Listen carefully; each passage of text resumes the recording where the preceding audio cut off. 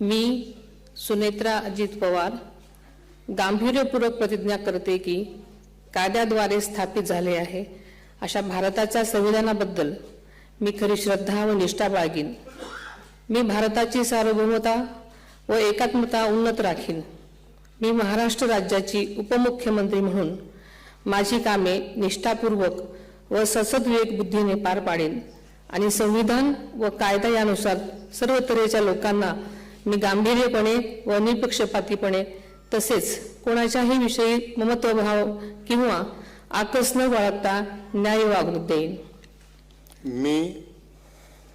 मी सुनेत्रा अजित पवार गांभीर्यपूर्वक प्रतिज्ञा करते की महाराष्ट्र राज्याची उपमुख्यमंत्री म्हणून माझ्या विचारार्थ आणली जाईल किंवा मला ज्ञात होईल अशी कोणतीही बाब अशी उपमुख्यमंत्री म्हणून माझी कामे यथायोग्य पार पाडण्यासाठी आवश्यक असेल ते खेरीज करून एरवी मी कोणत्याही व्यक्तीला किंवा व्यक्तींना प्रत्यक्षपणे वा अप्रत्यक्षपणे कळवणार नाही किंवा त्यांच्याकडे उघड करणार नाही।